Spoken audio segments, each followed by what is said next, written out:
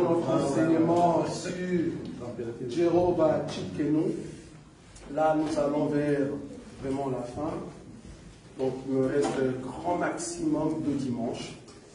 Donc, à part le dimanche d'aujourd'hui, encore le dimanche. Donc, nous allons vraiment vers la fin de ces grands enseignements. Et j'espère que chacun de nous a pu comprendre que, à part la chair que tu as, et quand nous allons monter, comment est-ce que tu vas régner? C'est là-bas que nous allons aujourd'hui. Je prends rapidement le passage clé.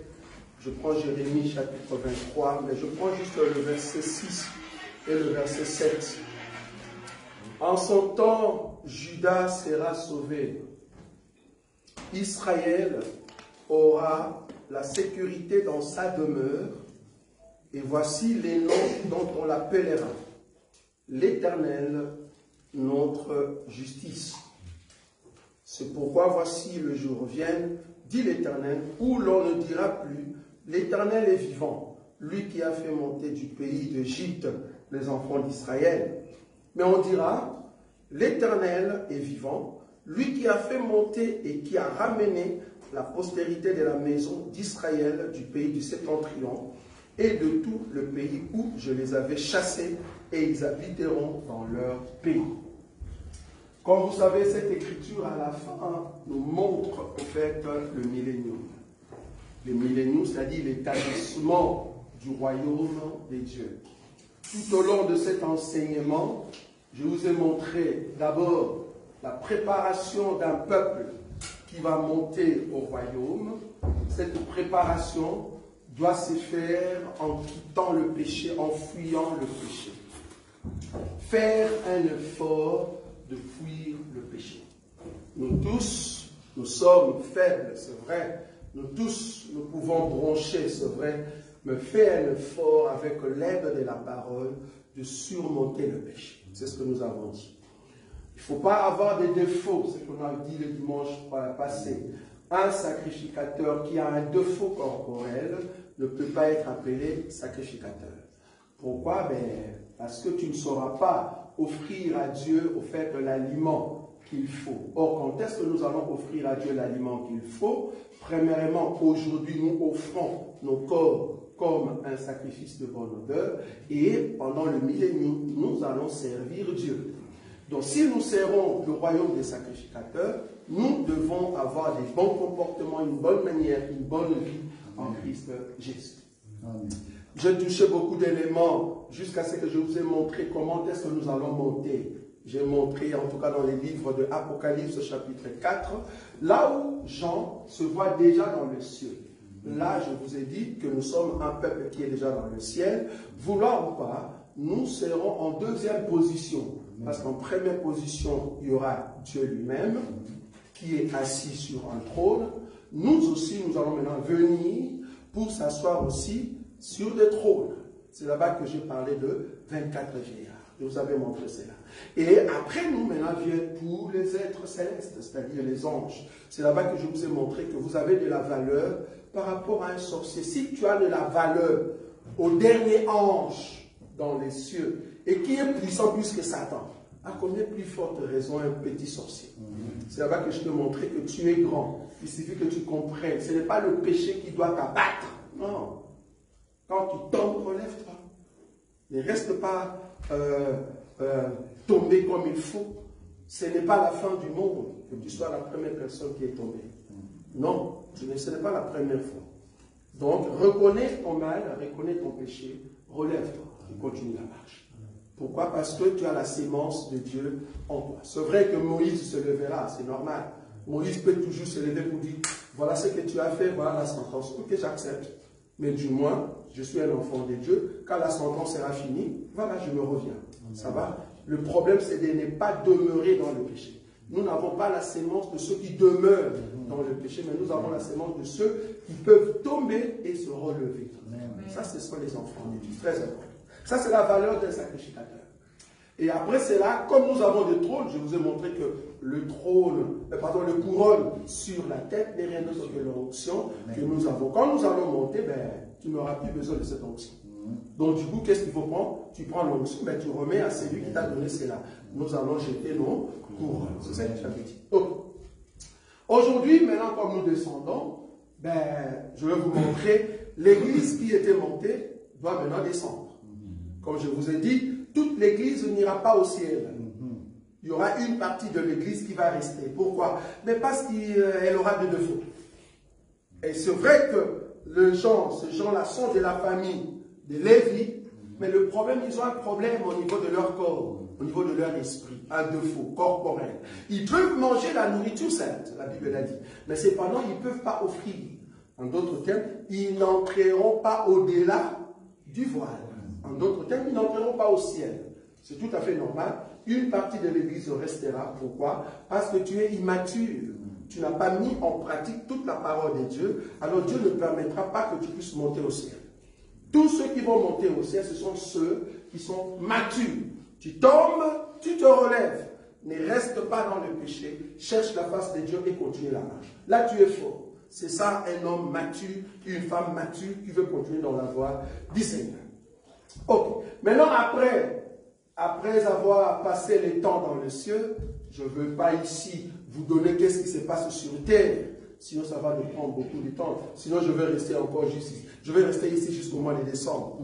Je n'aimerais pas, en tout cas, monopoliser la chair parce que je sens que Boïka est enceinte. Je ne sais pas moi de combien de jours. Et il a besoin de nous donner sa nourriture. Ça va? Donc, nous allons le laisser quand même monter prochainement. Et aussi le frère Toto. Amen. Donc, du coup, je ne saurais pas monopoliser la chair. Mais je reviendrai prochainement avec d'autres enseignements. Donc, permettez que je vous donne aujourd'hui, le dimanche prochain et l'autre dimanche, alors je vais descendre. Donc, ici maintenant, comme nous avons le trône aux cieux, nous serons assis parce que nous devons contrôler tout ce que le pour a comme richesse. Il va nous le montrer. Ok, gloire à Dieu. Maintenant, il faut descendre. C'est-à-dire, le temps s'est écoulé. C'est le temps maintenant que nous puissions descendre. Le temps que nous venons sur la terre, nous venons d'abord pour deux choses. Nous venons d'abord pour sauver ceux qui sont de notre famille et en même temps régner. Ça va? Maintenant, je vais donner l'écriture dans la descente. Ici, maintenant, je commence à toucher la descente de l'église qui était montée au ciel et qui reviennent pour vivre pendant 1000 ans, ou soit régner pendant 1000 ans. Ça va se faire comment? Et quel est le corps que tu auras? Ça va? C'est ce que je voulais vous donner aujourd'hui. Nous sommes dans le livre d'Apocalypse. La descente de l'église. Apocalypse chapitre 3, frère Béni. Et frère Boïka prépare au fait Apocalypse chapitre 21, 2 et puis 10. Apocalypse chapitre 3, le verset 12, frère Béni. Je lis au nom de Jésus-Christ. Amen. Celui qui vaincra, oui, je ferai de lui une colonne dans le temple de mon Dieu. Et il n'en sortira plus. J'écrirai sur lui le nom de mon Dieu et le nom de la ville de mon Dieu, de la nouvelle Jérusalem qui descend du ciel d'auprès de mon Dieu et mon nom nouveau. Ah, donc ici, Jésus parle à l'église, si vous montez au-dessus, c'est l'église au fait de Philadelphie, c'est ça, l'église de Philadelphie. Ben, il dit à cette église, ben, c'est lui qui vaincra. Qu'est-ce que je vais lui donner? Celui qui vaincra, je ferai de lui une colonne. Donc, nous sommes d'accord que ce gens ici que Jésus parle, ils font partie de l'église d'aujourd'hui. Ils font partie de l'église. Okay. Ceux qui vont vaincre, Jésus a dit, il va faire de nous des colonnes. C'est comme cette colonne qui est ici. Si vous commencez à briser ces colonnes, ou le colonne de cette maison, de la maison tombe. Jésus a dit, nous serons des colonnes de sa maison. En d'autres termes, c'est nous, en fait, qui dirige le royaume. Vous voyez? Donc, ceux qui vont vaincre, ce sont eux qui sont des colonnes. Donc, quand tu entres, tu regardes la beauté de la maison. Ce qui soutient cette maison, c'est en fait le royaume des sacrificateurs. Que toi et moi, nous serons. Nous serons des colonnes, gloire à Dieu. À part des colonnes, nous serons aussi, et personne ne peut sortir de cette maison, gloire à Dieu, et nous aurons des noms. Les noms que nous allons porter, ben, c'est pour ça que je vous avais dit, je ne reviendrai pas comme Roger, c'est tout à fait normal. Je ne reviendrai pas comme Roger, parce que Élie n'est pas revenu comme Élie le Tishibite, mais il est revenu comme Jean-Baptiste. On est d'accord? Donc, quand nous allons revenir, nous allons porter de nouveaux noms. Ça, c'est juste. Nous n'aurons pas le nom que nous avons maintenant. Même Jésus n'aura pas le même nom. On a dit ça la fois passée. Jésus, c'est la révélation de Dieu dans cette génération. C'est ça que je vous avais dit. Quelle génération? Depuis la croix jusqu'à l'enlèvement. Là, le nom de Dieu s'appelle Jésus. Mais avant la croix jusqu'à Moïse, il s'appelait comment? Jéhovah. On est d'accord? Je vous avais dit ça. Hein? Jéhovah. Ok. Avant Moïse jusqu'à Abraham, il s'appelait comment? Yahweh, c'est ça, Jéhovah. El Shaddai. Le Dieu qui s'est révélé à Abraham jusqu'à Moïse, il s'appelle El Shaddai. Ok. Le Dieu avant Abraham jusqu'à Adam. El Elyon. C'est écrit dans la Bible. Si vous avez cette révélation, ben vous avez la révélation du nom de Dieu. Donc, Dieu se révélait dans chaque génération. Or, dans la génération où nous nous trouvons, Dieu se révélait avec le nom de Jésus. Après l'enlèvement, c'est fini ça. C'est fini. Après l'enlèvement, Jésus portera un autre nom. C'est pour cela qu'il a dit ici, dans le verset 12, à la fin il dit, et mon nom nouveau. Donc il aura un nouveau nom. Et le nom qu'il aura, je vous ai déjà montré dans Jérémie chapitre 23, le dernier verset, il va s'appeler comment? Yehoah Tsidkenu.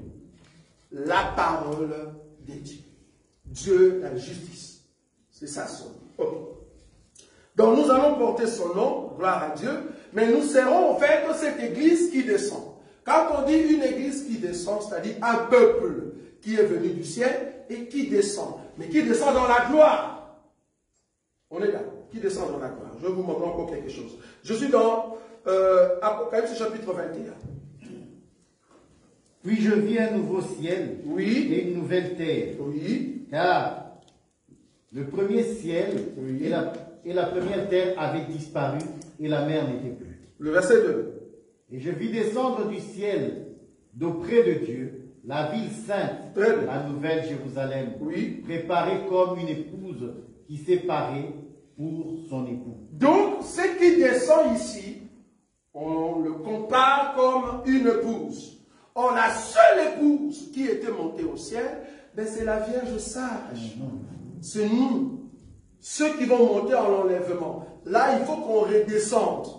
On doit redescendre, mais dans la gloire. Donc, on n'aura plus la gloire qu'on a maintenant. C'est une autre gloire. Mais vous allez comprendre qu'est-ce qui fait la gloire d'un peuple. En réalité, je peux donner un exemple. Tout à l'heure, alors qu'on chantait, le frère de Nzou est venu, il a dit, mais cette chanson-là, à la fin que tu as mis là, j'ai dit, mais c'est une chanson qu'on chante tout le temps. Mais vous avez senti qu'à la fin, il y avait une autre dose. Chaque fois que vous avancez auprès de Dieu, il y a une dose qui s'augmente.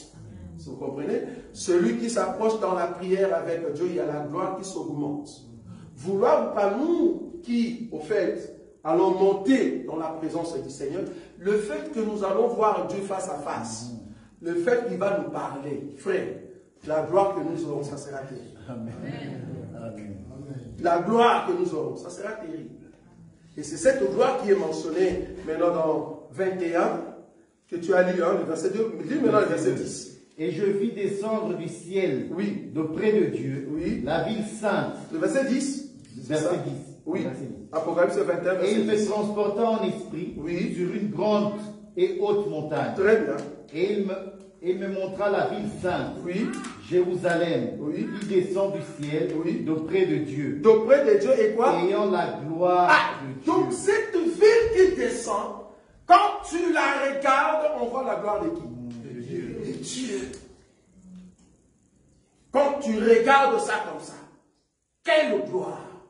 Parce que cette ville a parlé avec Dieu. Cette ville a vu Dieu face à face. Cette ville, c'est toi et moi. Amen. Amen. Ce n'est pas, ne pense pas que le Dieu va envoyer sous forme de soucoupe. une maison qui descend. Non. C'est un peuple. C'est un peuple qui descend du ciel et qui ont la gloire de Dieu. Et quand les hommes verront, parce que vouloir ou pas, il y a deux écritures. Il y a une écriture qui dit que Jésus-Christ viendra comme un voleur. Ça, vous voyez cette écriture? Cette écriture-là, Jésus-Christ viendra comme un voleur. Quand? Enlèvement. Merci beaucoup. Ça, c'est une église qui a lancé. Ça, c'est l'enlèvement. Mais il y a une autre écriture qui dit que quand il viendra, tout œil le verra. Ça, c'est quelle écriture maintenant? Millénium, frère. Voilà. Millénium. Là, maintenant, le monde va voir des hommes qui n'ont jamais vu. Tout ce que tu appelles beauté aujourd'hui, ce n'est pas encore la beauté. Attendez quand nous allons venir. Si tu n'as jamais vu de beaux gars, vous allez nous voir. Un homme qui parle avec précision. Quelle élégance. Quelle souplesse dans le langage. Quelle maîtrise de mots. Parce qu'il faut comprendre que dans le monde spirituel, il n'y a pas de barrage linguistique. Ça, vous savez, non? Amen. Le peuple qui vont venir du ciel, nous allons parler toutes les langues du monde. Quelle gloire. Donc, je veux connaître toutes les langues. Il suffit qu'on m'envoie quelque part, ben, je vais parler cette langue. Il n'y aura pas de barrage linguistique.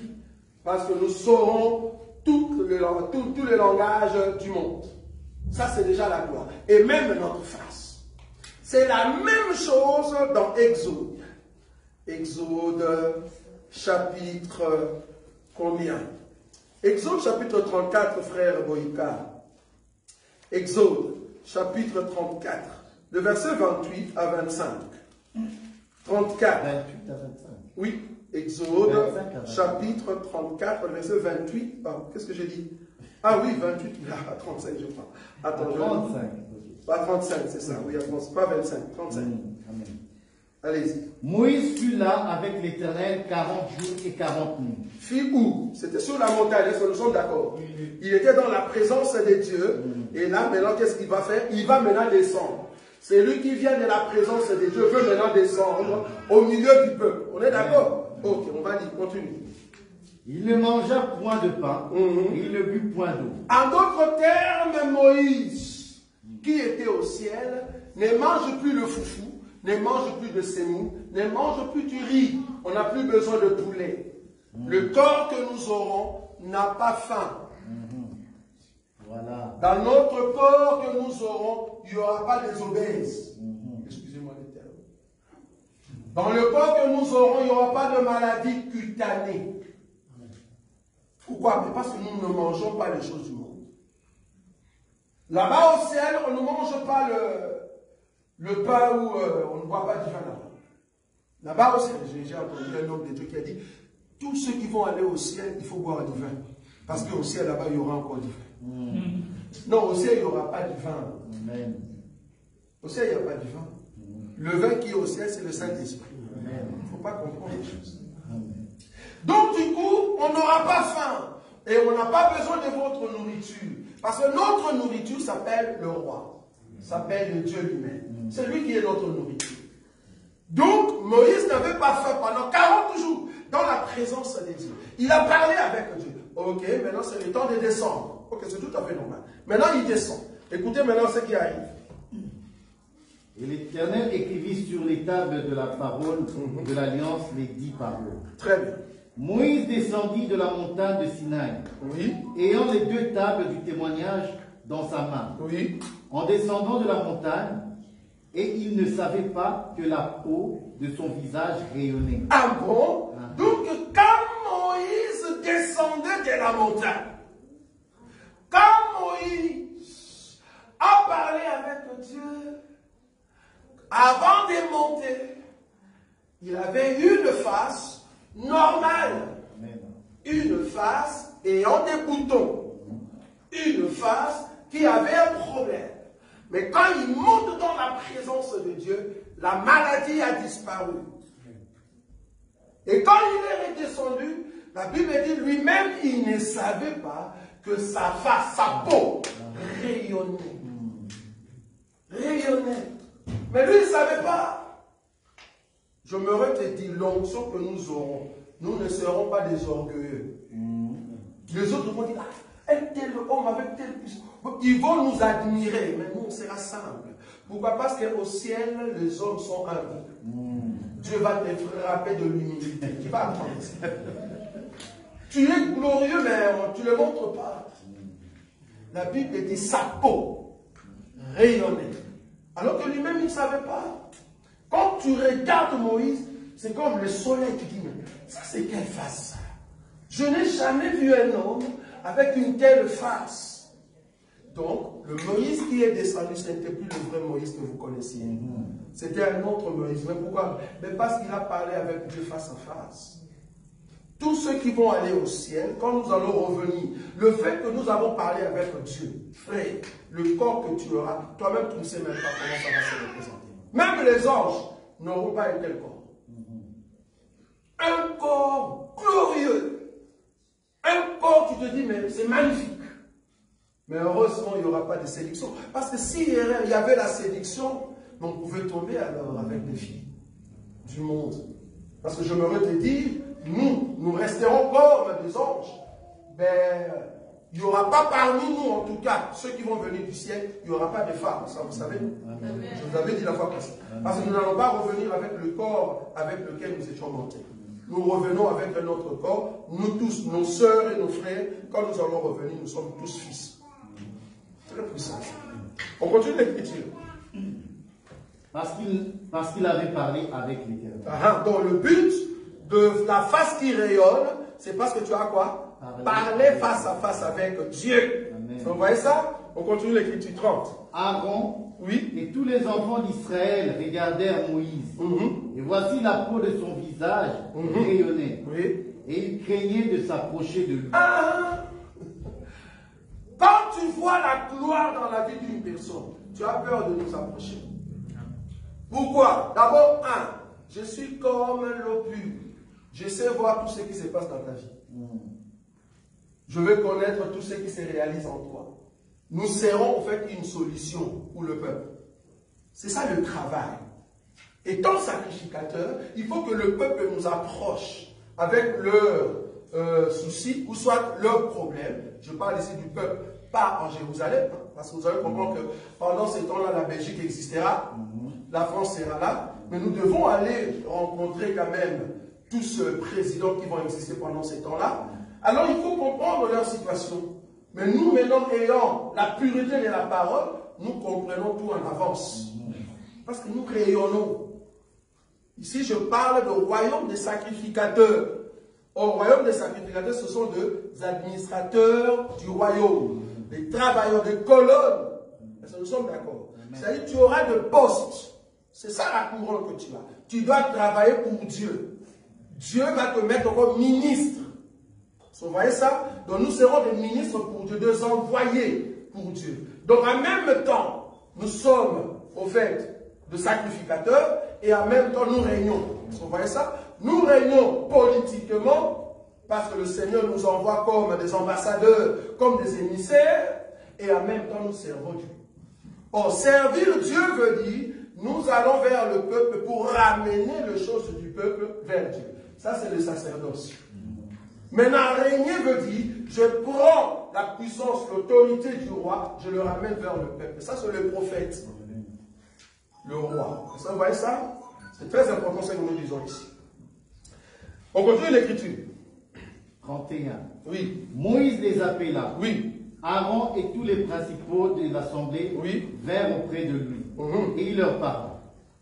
Après cela, tous les enfants d'Israël s'approchèrent, et il leur donna tous les ordres qu'il avait reçus de l'Éternel sur la montagne de Sinaï. Donc ici, Moïse représente nous, le peuple, le sacrificateur, qui travaille pour Dieu, afin de ramener les choses du peuple vers Dieu, ramener les choses de Dieu vers le peuple. Je ne sais pas si vous voyez ça. Moïse, ici, il ramène ce que Dieu a donné au peuple. Là, il joue le pouvoir d'un prophète, le règne, administrateur des dieux auprès du peuple. Mais quand il va prendre les choses du peuple pour ramener à Dieu, ça c'est le sacerdoce. Parce que nous sommes royaume de Melchisédek, en même temps roi et en même temps sacrificateur. Sacerdoce plus règne. Il faut toujours comprendre ça. C'est différent avec les sacrificateurs du temps de Moïse. Ce n'est pas la même chose. Nous, la différence, parce que nous sommes selon l'ordre de Melchisédek, pas selon l'ordre d'Aaron. Selon l'ordre de Melchisédek, nous avons aussi le règne et nous avons aussi le sacerdoce. Les deux. Et c'est comme ça que nous travaillons avec Dieu. C'est comme ça que nous serons ouvriers avec le Seigneur. Est-ce que vous voyez ça? On continue l'écriture. Lorsque Moïse eut achevé de leur parler, il mit un voile sur son visage. Très bien. Quand Moïse entrait devant l'Éternel pour lui parler, il ôtait le voile jusqu'à ce qu'il sortît. Et quand il sortait, il disait aux enfants d'Israël ce qui lui avait été ordonné. Très bien. Les enfants d'Israël regardaient le visage de Moïse et voyaient que la peau de son visage rayonnait. Et Moïse remettait le voile sur son visage jusqu'à ce qu'il entrât pour parler avec l'Éternel. Dans la présence de Dieu, dans le royaume de Dieu, quand nous nous approchons de Dieu, nous sommes revêtus de notre gloire céleste. Le corps céleste. Parce que je vous ai dit, quand nous serons au ciel, quand nous allons descendre, nous allons prendre le corps comme les hommes. On est d'accord? C'est comme un ange qui vient sur la terre, il porte au fait le corps d'homme. Mais au ciel, il n'a pas ce corps-là. Il a le corps glorieux là-bas. Ok? Donc nous aussi, nous aurons un corps céleste et ce corps céleste peut être camouflé. Vous voyez ça? Par un corps ordinaire. C'est-à-dire, si je dois être envoyé en France, il me faut un corps qui permet que je puisse parler avec le représentant de la France. Un corps, en tout cas, ce n'est pas un corps d'animal, on est d'accord. C'est un corps humain. Mais ce corps-là, c'est le camouflage, déguisement, un voile. Je ne sais pas si vous voyez ce que je dis. Je ne sais pas si vous voyez ce que je dis. Si vous loupez ce que je dis, si vous ne comprenez pas le royaume, nous aurons en fait un corps pur dans la présence de Dieu, mais ce corps-là doit être camouflé. Pourquoi? Parce que celui qui parle face à face avec Dieu, vouloir que tu deviens comme Dieu. Tu es Dieu au fait devant le peuple. Parce que cette gloire-là, la terre n'a pas le pouvoir de supporter la gloire que tu as. Israël ne pouvait pas supporter la gloire qui était sur la face de Moïse. Alors il faut mettre quoi? Donc, du coup, nous aurons un corps de camouflage, frère. C'est pour ça que je vous dis, j'aurai un corps chinois. Je peux avoir un corps japonais. C'est juste de vestes, de costumes que Dieu me donne. Mais à l'intérieur, j'ai un corps céleste. Amen. Ça, vous voyez ce que je dis ou pas? Quand je suis dans la présence de mon Dieu, mon corps réapparaît. Parce que je dois encore amasser la gloire de mon époux. Parce que le roi qui sera assis sur le trône, c'est Dieu lui-même. Mais avec un corps camouflé. Parce que quand ils viendront rencontrer le roi, ils vont le rencontrer dans quel corps? Un corps de camouflage, frère. Mais nous, quand nous le voyons, nous le parlons face à face, avec son corps glorieux. Vous voyez ça? C'est ça la différence, au fait, de royaume de sacrificateur. C'est très puissant. Ok. Ça, en fait, c'est le règne. Donc, le règne, comme je dis ici, il y a les côtés où le sacrificateur joue le rôle de l'administrateur, c'est-à-dire, ils prennent comme parole de Dieu et le ramènent auprès du peuple. Voici ce que le roi de Jérusalem dit ou décide concernant les États-Unis. Voici ce que le roi des États-Unis, de Jérusalem, décide pour l'Afrique, région du Grand Lac. Voilà, c'est ça notre boulot. C'est ça notre boulot. Ce qu'ils font aujourd'hui, politiquement, c'est à nous de le faire d'ici, au fait, quand nous allons revenir pendant les millénaires. Mais là, nous aurons des corps de camouflage.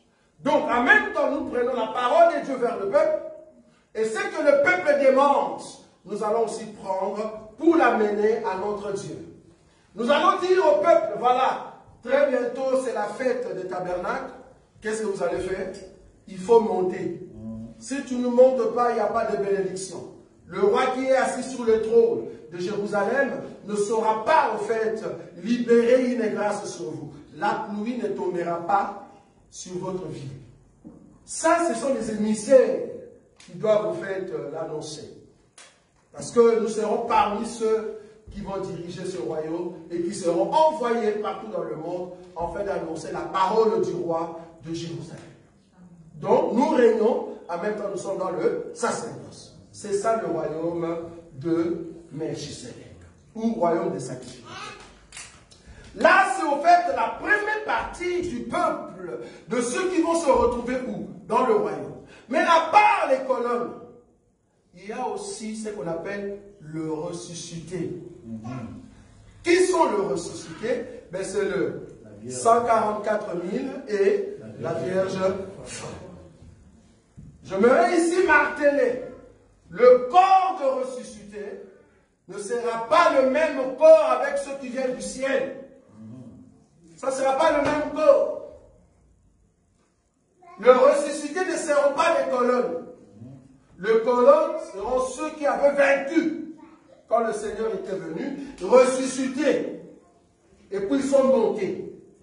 Okay. Maintenant, le ressuscité ici de la première résurrection, eux, ils auront leur corps normal.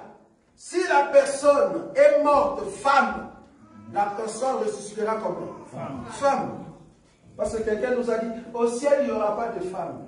Enfin, dans le royaume des cieux. Dans le royaume des cieux, il n'y aura pas de... Quand on dit royaume des cieux, on ne voit pas au ciel. Royaume des cieux veut dire le royaume des dieux qui est venu sur terre. C'est comme on dit, le royaume de la Russie. Donc nous, on sera royaume des cieux qui vient sur terre. Donc dans les royaumes, il y aura des femmes. Dès que tu vois une femme, comprends que cette personne n'était pas au ciel. Oui ou non? Oui. Oui, oui. Parce que tu avais raté le ciel, c'est pour ça que tu restes dans cet état-là. Je répète, le ressuscité seront seulement ceux qui sont passés pendant les temps de la grande tribulation. Ils ont souffert pendant tous ces temps-là avec la bête, et la bête les a tués, c'est-à-dire les 144 000 et la Vierge folle. Mais quand nous allons revenir, c'est que j'aime beaucoup auprès de notre Dieu, au lieu qu'ils viennent avant qu'on puisse tuer la Vierge folle et les 144 000, non, il dit non, j'attends à ce qu'ils meurent. J'attends à ce qu'ils meurent. Et en mourant, il attend leur cri. Ils parlent sous l'autel. Ok, on va prendre les Écritures. Moi, je croyais que tout ça, c'était déjà dans la tête. On va prendre l'Écriture. Apocalypse. Apocalypse, chapitre combien? Les âmes sous l'autel. Apocalypse, chapitre... C'est le 5e psaume. Cherchez-moi le 5e psaume. Apocalypse, chapitre 6, c'est ça? C'est 3? Non, c'est pas possible. 6, c'est pas possible. C'est 6. 6, regardez le verset 9. Quand il ouvrit le 5e sceau, oui. Je vis sous l'autel les âmes de ceux qui avaient été immolés à cause de la parole de Dieu et à cause du témoignage qu'ils avaient rendu. Continue. Ils crièrent d'une voix forte en disant, jusqu'à quand, Maître saint et véritable, tarderas-tu à juger et à tirer vengeance de notre sang sur les habitants de la terre? Oui. Une robe blanche fut donnée à chacun d'eux. Oui. Et il leur fut dit de se tenir en repos quelque temps encore, jusqu'à ce qu'il fût complet le nombre de leurs compagnons de service et de leurs frères qui devaient être mis à mort comme eux. Devaient être mis à mort comme eux. Donc ici, Dieu, il dit ceci, je ne veux pas venir, j'attends à ce que d'autres personnes avant meurent. Pendant les temps de la grande tribulation, il faut que les nombres de ceux qui vont mourir soient complets. Alors moi, là-bas, je vais envoyer ma collègue et je viendrai maintenant pour le ressusciter. Je ne sais pas si vous voyez. Oui. Ceci m'explique Lazare. Est-ce que vous voyez ça? Ceci explique Lazare. La Bible dit que Lazare était malade. Jésus qui n'était pas parti. Premier jour, deuxième jour. Jésus-Christ n'est pas parti. jusqu'au 4e jour. Non, jusqu'à ce que Lazare est mort, Jésus-Christ n'est pas encore parti. Il attend jusqu'au 4e jour. Alors que Lazare était encore dans le sépulcre, c'est là-bas qu'il vient. Donc c'est comme si le corps de Lazare représente le corps des 144 000 et la Vierge folle. Tous les nombres, il faut qu'ils meurent. Est-ce que vous voyez ça? Amen.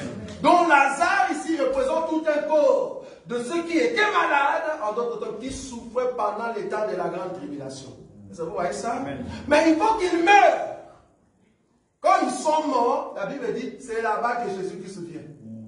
Or, Jésus-Christ qui vient avec ses disciples, c'est nous, au fait, qui descendons du ciel pour venir maintenant ressusciter Lazare. Amen. Donc, nous venons du ciel le 4e jour, nous venons pour maintenant ressusciter Lazare. Mais il faut attendre que les nombres soient complets. Soient complets. Remarquez que les disciples ne sont pas là. Ici, c'est Marie, Marthe et Lazare. Marie, Marthe et Lazare. 144 000 vierges folles, les rescapés. Les trois. Ils souffrent là-bas. Mais les disciples ne sont pas là. Mais dès que la mort est consommée, alors Jésus-Christ peut venir. Et Jésus-Christ va crier, Lazare sort. Vous voyez ça? Et quand Lazare sort, la sortie de Lazare, alors qu'il est délié par le ministère, en d'autres termes, par le royaume de sacrificateur, parce que le Seigneur enverra ses serviteurs pour que ces gens-là entrent dans le royaume, c'est alors que Lazare peut venir manger avec nous. Amen. Est-ce que vous voyez maintenant la nourriture? Amen. Je vais prendre l'écriture. Jean chapitre 12, le verset 1er. Remarquez maintenant le ressuscité, leur présence dans le royaume. Cela amène quoi dans le royaume? C'est vraiment ce qui s'est passé avec Lazare. Jean chapitre 12, 1er jusqu'à 9, frère Boïka. 6 jours avant la Pâque, oui. Jésus arriva à Béthanie, oui. où était Lazare. Très bien. Il avait ressuscité des morts. Là, on lui fit un souper. Oui. Marthe servait. Et Lazare était un de ceux qui se trouvaient à table avec lui. Le frère Béni prépare déjà Daniel chapitre 3, 19 à 26. Oui, continue. Marie ayant appris un livre d'un parfum de nard pur de grand prix, oignit les pieds de Jésus et elle lui en essuya les pieds avec ses cheveux. Et la maison fut remplie de l'odeur de parfum. Un de ses disciples, Judas Iscariote, fils de Simon, celui qui devait le livrer, dit: pourquoi n'a-t-on pas vendu ce parfum 300 deniers pour les donner aux pauvres? Prends le verset 9 directement. Verset 9. Une grande multitude de Juifs apprirent que Jésus était à Béthanie et ils y vinrent non pas seulement à cause de lui, mais aussi pour voir Lazare qu'il avait ressuscité des morts. Une grande multitude de Juifs apprirent que Jésus était à Béthanie. En d'autres termes, une grande multitude apprirent que ceux qui étaient au ciel sont revenus. Est-ce que vous voyez ça? Ils sont revenus, ils sont dans le royaume. Ok. Ils ne viennent pas seulement pour voir ceux qui viennent du ciel, mais ils viennent aussi pour voir ceux qui étaient morts pendant la grande tribulation et ils sont revenus en vie. Amen. Je ne sais pas si vous voyez ça. C'est comme ça que les gens viendront à Jérusalem. Il dit, allons dans cette ville où nous allons rencontrer des hommes qui viennent du ciel et les hommes qui étaient morts, les ressuscités.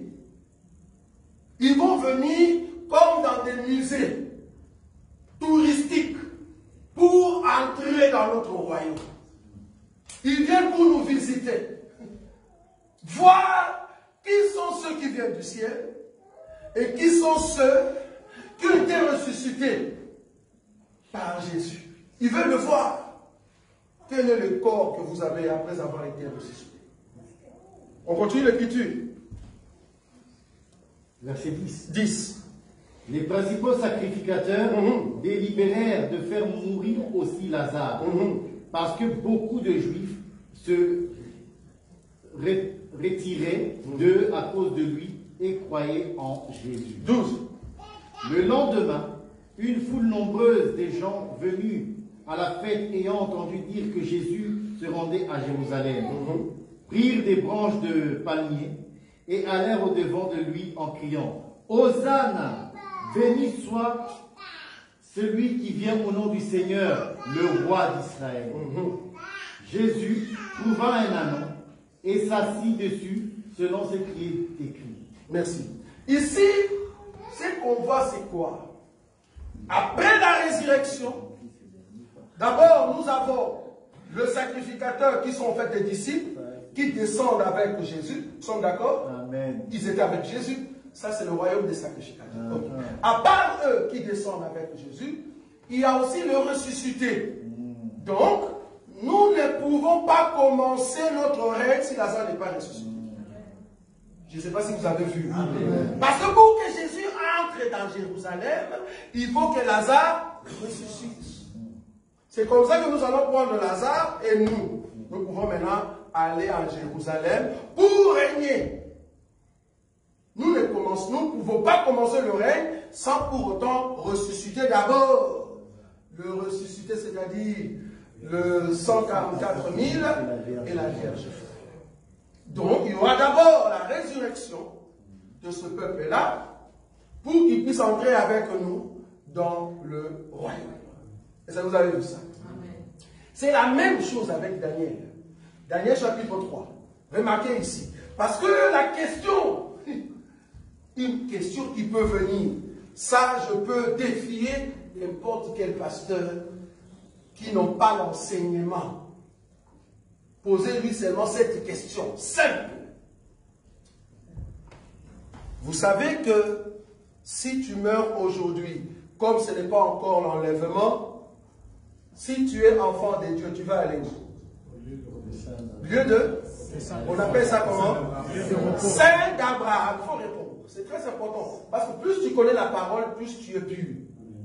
Si tu meurs aujourd'hui, tu vas aller où? Saint d'Abraham. Ok. Est-ce que tous ceux qui sont dans les saints d'Abraham, quand il y aura enlèvement, est-ce qu'ils vont monter? Oui. Non.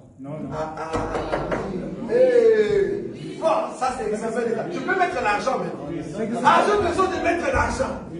L'enseignement. Je répète, je ne parle pas de séjour des morts. Je parle des saints d'Abraham. Est-ce que tous ceux qui sont dans les saints d'Abraham, quand il y aura son de la trompette, est-ce que tous ceux-là vont se réveiller? Oui. Ayez l'enseignement. Dans les saints d'Abraham, c'est seulement ceux qui sont morts en Christ. Dieu le met à part. Mais ceux qui restent dans le lieu de tourment, non. Le lieu de tourment, c'est une autre chose. Ici, nous sommes dans les saints d'Abraham. Est-ce que tu as vu ça? Saint Abraham, c'est le peuple de Dieu que Jésus avait séparé quand il était mort. Il y a eu tout le lieu de tourment et Saint Abraham. Dans les saints d'Abraham, c'est tous ceux qui ont la parole de Dieu. Où ils sont morts avec la parole de Dieu. Ok, je vais poser une autre question. Est-ce que dans les saints d'Abraham, il y aura Adam? Oui. Bon, dans les saints d'Abraham, il y aura Goliath? Très bien. Ça, c'est une église qui a l'enseignement. Une église, ce n'est pas une église. Frère, alléluia, prophétie. Non, une église, on reconnaît par rapport à l'enseignement. L'église, c'est l'enseignement. C'est ça qui nous amène au ciel. Dans les saints d'Abraham, Adam, Noé, tous les prophètes, tous ceux qui ont marché avec Dieu, qui ont connu la visitation de Dieu dans leur génération, ils iront avec nous. Parce que selon 1 Thessaloniciens, chapitre 4, le verset 15, Frère Moïka, on peut lire cela rapidement. 1 Thessaloniciens, chapitre 4, combien 4, le verset 15. Il est dit quoi? Il est dit, voici en effet ce que nous vous déclarons. Très bien. Qu'est-ce que vous déclarez? D'après la parole du Seigneur. Donc ce n'est pas ma parole, c'est d'après la parole du Seigneur. Qu'est-ce qui va arriver? Nous les vivants. Nous les vivants. Restez pour l'enlèvement du Seigneur. Comme nous sommes ici, nous attendons l'enlèvement du Seigneur. Nous qui sommes vivants, oui. Nous ne dévancerons pas ceux qui sont morts. Nous ne monterons pas avant ceux qui sont morts en Christ Jésus, oui. Car le Seigneur lui-même a un signal donné. Oui. À la voix d'un archange. Très bien. Et au son de la trompette de oui. Dieu. descendra du ciel. Très bien. Et les morts en Christ ressusciteront premièrement. Voilà, après. Ensuite, oui, nous les vivants, très bien, qui serons restés, oui, nous serons tous oui, ensemble oui, enlevés oui, avec eux sur des nuées, oui, à la rencontre du Seigneur dans les airs. Oui, continue. Et ainsi nous serons toujours avec le Seigneur. Amen. Donc, tous ceux qui seront dans les seins d'Abraham, ils vont d'abord ressusciter, et nous les vivants, nous changeons, nous montons tous ensemble. Ok. La grande question est celle-ci. Alors que nous sommes montés, en d'autres termes, les seins d'Abraham est comment? Vide. Amen. Merci beaucoup. Les seins d'Abraham est comment? Vide. Ok. Maintenant, après l'enlèvement, les 144 000, la Vierge folle, quand on va les tuer, ils vont aller où? Ça, pose la question à un pasteur. Dis, papa, ici, ça c'est trop fort. Ça, il faut être dans notre église. Avec beaucoup d'humilité, je vais vous montrer. Déjà, beaucoup ont échoué. Les saints d'Abraham est vide. On est d'accord? Il n'y a pas des anges là-bas. Les saints d'Abraham est vide. Lui-même, Abraham montera avec nous. Ça ne sera plus saint d'Abraham. Parce que lui-même montera avec nous. Oui ou non? Comment tu l'appelles encore saint d'Abraham? Lui-même est parti. Donc quand nous allons monter, le saint d'Abraham n'existera plus. Maintenant, la Vierge folle et le 144 000, Apocalypse a dit qu'ils seront sous l'autel. Sous l'autel. Quel autel? Pas autel de parfum, c'est l'autel des holocaustes. C'est-à-dire sous le feu. Donc dans le feu. Or, s'ils sont sous le feu, Daniel chapitre... Frère, retenez les enseignements que nous vous disons, ça va vous guérir. Daniel chapitre 3.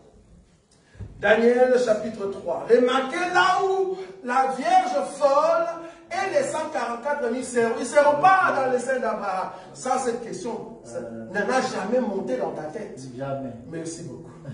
On va lire. Daniel. Merci beaucoup. Tu as compris ça. Ok, Daniel. Qu'est-ce qu'on nous a dit là-bas? Daniel chapitre 3. Je veux voir la Vierge folle. Je veux voir les 144 000. Ils seront où? Oui. Chapitre 19. Sur quoi Nebuchadnezzar fut rempli de fureur. Oui. Et il changea de visage en tournant ce regard contre Shadrach, Meshach et Abednego. Très bien. Il reprit la parole et ordonna de chauffer la fournaise 7 fois plus qu'il ne convenait de la chauffer. De chauffer quoi? La fournaise. La fournaise, on est d'accord? De chauffer quoi? La fournaise 7 fois, on est d'accord. Or, la fournaise, c'est les lieux de tourment. C'est ça. La fournaise, c'est les lieux de tourment qu'on chauffe 7 fois. Vous voyez ça? C'est le lieu de souffrance, oui ou non? Donc, on continue. C'est ça le souffle. On y va. Puis il commanda à quelques-uns des plus vigoureux soldats de Très son armée de lier Shadrach, Meshach et Abednego et de les jeter dans la fournaise ardente. Très bien. Ces hommes furent liés avec leurs caleçons, leurs tuniques, leurs manteaux et leurs autres vêtements, et jetés au milieu de la fournaise ardente. Très bien. Comme l'ordre du roi était sévère et que la fournaise était extraordinairement chauffée, la flamme tua les hommes qui y avaient jeté Shadrach, Meshach et Abednego. Donc ici on nous dit que Shadrach, Meshach et Abednego, qui sont regardés comme la Vierge folle et les 144 000. Parce que si je te posais la question, où est Daniel? Daniel est là. Où est Daniel? C'était les compagnons de Daniel. Mais on jette Daniel, je ne sais pas moi où il se trouve, on ne sait pas. On prend seulement les 3. Shadrach, Meshach et Abednego. Où est Daniel? Daniel est au ciel. Daniel est au ciel. Daniel, c'est toi et moi. Nous serons près du Seigneur quand Shadrach, Meshach, Abednego seront où? Dans la fournaise. Quand ils vont passer la grande tribulation. Et qu'on va les tuer. Ici, la grande fournaise, on les a tués. Est-ce qu'on est d'accord? Maintenant, remarquez maintenant le miracle de lieu de tourment pour ceux qui sont entrés après l'enlèvement. La fournaise de ceux qui sont entrés après l'enlèvement.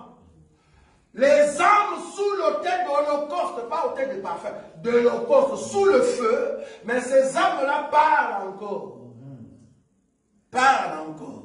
C'est-à-dire, ils ont encore la parole, mais sous le feu. Est-ce que vous voyez ça? Et je vais vous montrer la parole ici. On continue. Ces trois hommes, oui, Shadrach, Meshach et Abednego, tombèrent liés au milieu de la fournaise ardente. Alors le roi Nebuchadnezzar fut effrayé et se leva précipitamment et il prit la parole et dit à ses conseillers, oui, n'avons-nous pas jeté au milieu du feu trois hommes liés? Oui. Ils répondirent au roi, certainement au roi. Il reprit et dit, eh bien, je vois 4 hommes sans lien qui marchent au milieu du feu et qui n'ont point de mal.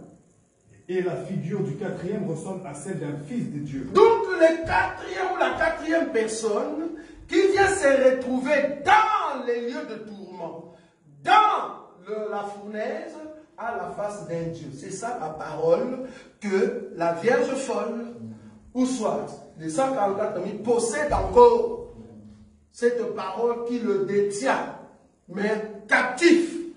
Dans quoi? Dans ces lieux de tourment. Mais bien qu'ils sont dans le lieu de tourment, le feu est sans effet dans leur vie. En d'autres termes, la mort est sans effet dans leur vie.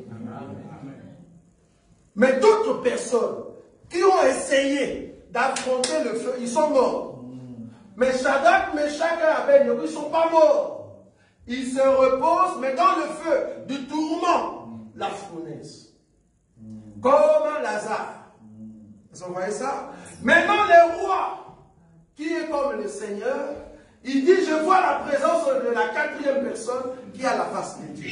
Mais remarquez maintenant le verset 26. Le roi fait la même chose, c'est que Jésus a fait devant le sépulcre de Lazare. Quand il est arrivé faire béni, qu'est-ce qu'il a fait le roi? Ensuite, Nebuchadnezzar s'approcha de l'entrée de la fournaise ardente. Et prenant la parole, il dit, Shadrach, Meshach, Abednego, serviteurs du Dieu suprême, sortez et venez. Lazare sort. Vous voyez ça? Donc ici, il dit que tu peux sortir maintenant. Là où tu étais retenu captif. Sous la terre, sors maintenant de là où tu te trouvais. J'ai déjà vu que tu as la parole de Dieu. Il y a la grâce de Dieu en vous. Vous pouvez sortir. Mais Daniel n'est pas là. Seulement Shadrach, Meshach et Abednego. Ils ne sont pas dans les scènes d'Abraham. Ça, c'est pas la scène d'Abraham. Ici, on n'est pas dans la scène d'Abraham. Nous sommes dans le lieu de tout.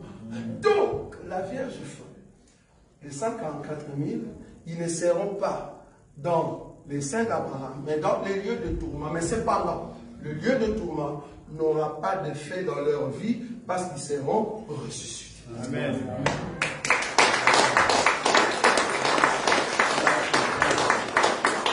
Ça, c'est profond. Et ça, c'est la précision de la parole. Donc, nous comprenons que ces gens seront les admirés.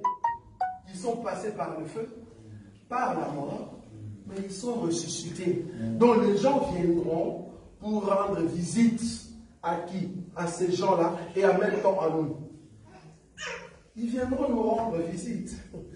Je vais prendre encore une autre écriture. Apocalypse chapitre 6. Apocalypse chapitre 6. Frère Boïka.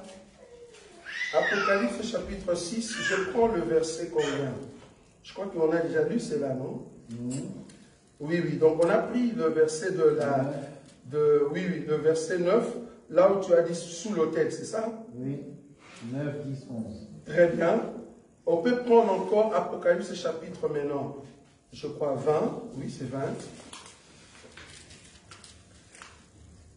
Le verset 4. Tu commences à descendre. Et j'ai vu des trônes. Oui. Et ceux qui s'y assirent furent donnés le pouvoir de juger. Et j'ai vu les âmes de ceux qui avaient été décapités à cause du témoignage de Jésus. Reprends encore le verset 4. Et je vis des trônes. Oui. Et à ceux qui s'y assirent furent donnés le pouvoir de juger. Point. Est-ce que vous avez vu le point ou pas? Oui. Dans ma version, on a mis un point. Amen. C'est très important ça. C'est-à-dire, quand Jean voit, il voit d'abord des trônes, et il a vu des gens qui sont assis sur ce trône, on leur a donné le pouvoir de faire quoi? De juger. Ça, c'est toi et moi. Amen. Ça, c'est le royaume de sacrificateurs. Ceux qui vont juger, ceux qui vont diriger les colonnes.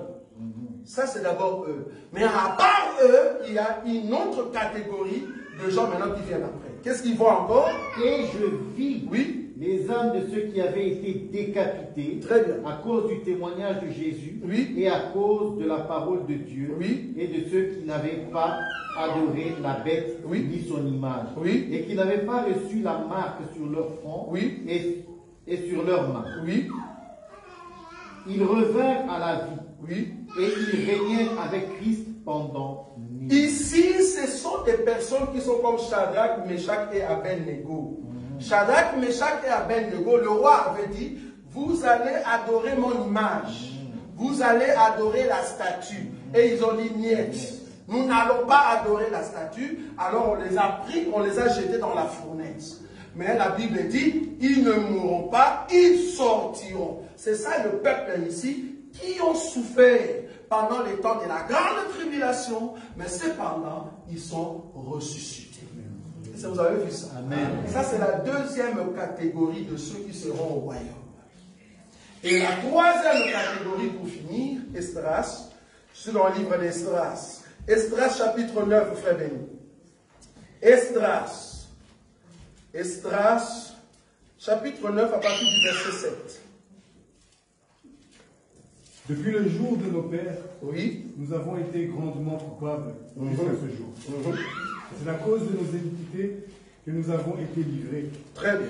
Nous, nos rois et nos sacrificateurs, aux mains des rois étrangers, à l'épée et à la captivité, au pillage et à la honte, ouvre aujourd'hui notre visage. Et cependant, l'Éternel, notre Dieu, vient de nous faire grâce en nous laissant quelques réchappés, et en nous accordant un abri dans son saint lieu, afin d'éclaircir nos yeux et de nous donner un peu de vie au milieu de notre servitude. Continue. Car nous sommes esclaves, mais Dieu ne nous a pas abandonnés dans notre servitude. Il nous a rendus les objets de la bienveillance des rois de Perse pour nous conserver la vie afin que nous puissions bâtir la maison de notre Dieu et en relever les ruines. Continue. Et pour nous donner une retraite en Juda et à Jérusalem. Maintenant, que dirons-nous après cela, ô notre Dieu? Car nous avons abandonné tes commandements, que tu nous avais prescrits par tes serviteurs, les prophètes, en disant, le pays dans lequel vous entrez pour la posséder est un pays souillé par les impuretés, des peuples de ces contrées par les abominations dont ils l'ont rempli d'un bout à l'autre avec leurs impuretés. Ne donnez donc point vos filles à leurs fils, et ne prenez point leurs filles pour vos filles. Très bien. Et n'ayez jamais souci ni de leur prospérité, ni de leur bien-être. Et ainsi vous deviendrez forts. Continue. Vous mangerez les meilleures productions du pays, et vous les laisserez pour toujours en héritage à vos fils. 13. Après tout ce qui nous est arrivé, à cause des mauvaises actions et des grandes fautes que nous Je ne sais pas si vous voyez ici que ces gens ici, ce sont ceux qui ont reçu la grâce parce qu'ils ont commis de fautes. Mais Dieu les a quand même gardés. Quelle faute? Parmi ceux-là, il y avait d'autres qui ont accepté la visitation des étrangers. Et Dieu a permis que les étrangers puissent ravager leur pays. Donc, ce sont Israël qui va accepter l'arrivée de la bête. Vous voyez ça? L'arrivée de l'homme de la vie. Mais parmi ce peuple-là, au lieu que Dieu les tue tous, il garde quand même de réchapper. Il garde quand même un reste. Vous voyez ça? On continue l'écriture. Après tout ce qui nous est arrivé à cause de des mauvaises actions et des grandes fautes que nous avons commises, quoi que tu nous aies pas, oh notre Dieu, unis en proportion de nos iniquités, et maintenant que tu nous as conservé ces réchappés. Ah, maintenant que tu nous as conservé ces réchappés, en d'autres termes, ces rescapés. Donc, nous pouvions normalement être exterminés. Mais tu ne nous as pas punis comme il faut jusqu'au bout. Mais tu nous as laissé quand même le reste que nous sommes. Donc ils sont reconnaissants. Donc, troisième catégorie de ceux qui seront au royaume, ce sont les réchappés que Dieu va garder à cause de l'amour d'Abraham. Dieu ne va pas tuer tout Israël.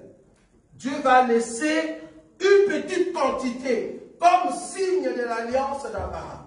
Ces gens-là, je le répète ici, c'était les gens qui étaient dans le péché. Mais Dieu, dans l'amour d'Abraham, il les pardonne. Ce n'est pas qu'ils ont demandé pardon à Dieu. Mais Dieu, c'est même par amour, il les pardonne. Mais alors qu'ils avaient accepté la bête, ils ont accepté l'abomination. Mais par amour, au lieu qu'on puisse les exterminer tous. Non, je vais laisser quand même un petit nombre. C'est par amour d'Abraham. Est-ce que vous voyez ça? Ésaïe. Ésaïe chapitre 10, le verset 20. Ésaïe 10, 20. En ce jour-là, le reste d'Israël et les échappés de la maison de Jacob cesseront de s'appuyer sur celui qui les frappait. Très bien. Et s'appuieront avec confiance sur l'Éternel, le Saint d'Israël. Donc, à ce jour-là, ils vont se dire, nous avions péché. Là où nous étions, ce que nous avons fait, Seigneur, en tout cas, nous n'étions pas dans le bon. Mais voilà que tu nous as gardés. Normalement, on devait nous exterminer. Je répète ici du haut de la chair. Israël que vous voyez aujourd'hui sera ravagé à fond. Israël que vous voyez aujourd'hui, là où il y a encore de drones, il y a leurs drones de fer avec leurs bombes, ils ne seront pas forts. Parce qu'ils seront au merci de l'ennemi. Et l'ennemi va le massacrer à fond. Comme du temps de Hitler. On va les tuer à fond. Et ils vont fuir leur pays. Ils vont abandonner leur maison. Et c'est comme ça qu'ils viendront chercher l'asile en Afrique. Ils viendront chercher l'asile en Afrique. Ils vont se cacher dans d'autres pays. Parce qu'il y aura quand même des gens qui vont se dire, ah, toi tu es juif. Ah non, je vais t'accuser. Donc ils vont commencer à chercher des refuges pour qu'on ne puisse pas le mettre entre les mains de la bête. Parce que dès qu'on comprend que tu es juif, on va te tuer, comme du temps de Hitler. Mais cependant, par amour d'Abraham, bien qu'ils auront accepté la bête, et qu'on va commencer à le massacrer à fond, Dieu, par cet amour, il va garder quoi? Un reste. Et quand nous allons revenir, et que Lazare est ressuscité, et aussi ils vont dire, béni soit celui qui vient au nom du Seigneur. Ils vont dire Hosanna. Est-ce que vous voyez ça? Donc, ils vont élever maintenant de Ramon pour dire, voici notre roi. Nous étions là, nous plairions. Personne ne pouvait nous sauver. Mais voilà maintenant le roi, le seul qui peut nous sauver. Maintenant, ils vont se joindre à nous. Et Lazare, et ceux qui viennent de la montagne, et ceux qui étaient cachés, tous, ils vont élever maintenant les rameaux, et le Seigneur va entrer triomphal dans Jérusalem pour régner maintenant pendant 1000 ans. Amen. Voilà en fait la descente, le positionnement, le peuple qui vont faire partie au fait du royaume. Prochainement, on va toucher juste les temps au fait de 1000 ans. Comment est-ce que cela sera réparti?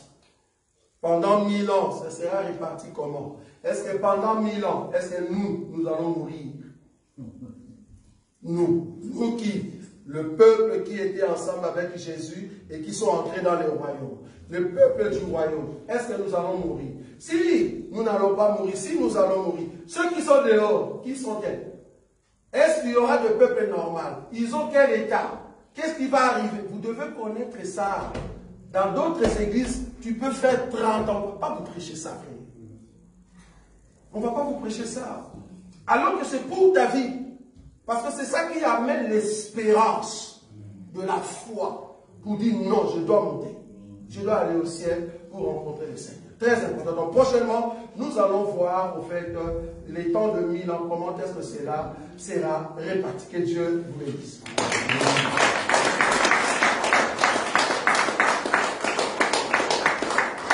Tu es juste debout. Tu vas dire merci Jésus parce que tu as fait de moi royaume des sacrificateurs. Tu as fait de moi colonne dans ta maison. Et je vais garder cette valeur aujourd'hui et à jamais. Commence à élever la voix. Merci Jésus. Merci Seigneur comme un serment devant toi. Nous sommes des colonnes dans ta maison. Nous sommes des colonnes qui proclament la puissance de ton nom. Nous sommes des colonnes qui proclament ce que tu es pour nous. Bénis ton peuple. Bénissons celui qui fait de nous des colonnes dans sa maison. Nous portons le nom de Dieu.